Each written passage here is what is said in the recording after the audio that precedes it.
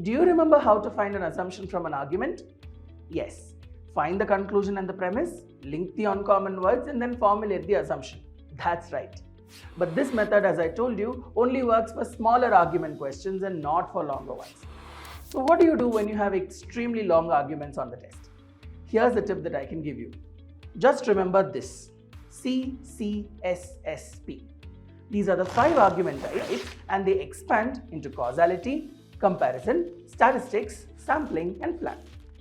And now we will learn about each of them with a small example. Let's get started. The first one is causality. Here, the argument tries to state that X causes Y. For example, you might have heard of the newsreaders say that the earthquake causes the tsunamis. And another example would be, when you study well, you score good marks.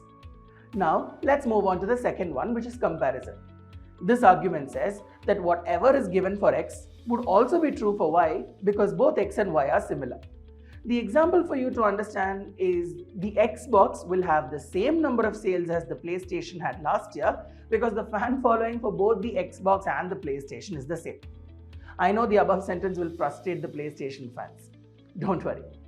The next one is a statistical assumption where the arguments have numbers like percentages or measurements to prove the point. For example, if there is an argument that says that college XYZ is the best college in the city because it has 100% placements. In this argument, XYZ college is claiming that they offer 100% placement opportunities. They want you to believe that is true, but you'll have to check for yourself whether it's true or not. However, when an argument says this, the author wants you to believe that the numbers are true and that there is only one way to interpret this argument. And you can check this statement's credibility by sampling, which is our next argument. So what's sampling? Now, if you were to ask a few of the graduates from that college whether they were offered a job or not, and 4 out of 10 people said that they weren't offered any placement opportunities, it means that the college's claim is not true. Basically, you took 10 samples to test the numbers and 4 failed. In this case, the sample of 4 students is equated to the entire college. So a sample is considered equal to the whole. So the results you get for the sample will be extrapolated for the whole. Now to the final argument type, which is plan. When you make a plan to meet your friends on a Sunday evening, would you assume that it would work, or would you assume that the rain would spoil the plan? You would assume the former, wouldn't you?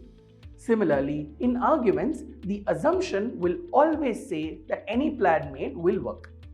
If you agree with the argument, you'll say yes, the plan works, or you'll say no, the plan doesn't work. To identify this type of argument, check for the words plan, recommendation, or proposal. With that, we've arrived at the end of this video. But wait a minute, how will you spot each of the assumption types? To find that, here's a small takeaway for you. This table explains everything you need to know about the different assumption types. Here, the second column explains the assumption types, and the final one gives away the indicators to find these assumption types. Let me quickly run you through this. You will be able to identify the pattern to be a plan when you have words such as plan and recommendation in the argument. In this case, you simply assume that the plan will work. If you see a sample to the whole relationship, then you would know this to be a sampling assumption. In this case, you have to assume that the sample is equal to the whole. If you see numbers, then you would know that it would be a statistical assumption and would have to then assume that the number is true. If you see 2 entities being compared, then you know it's a comparison, and then you have to assume that both the entities are equal.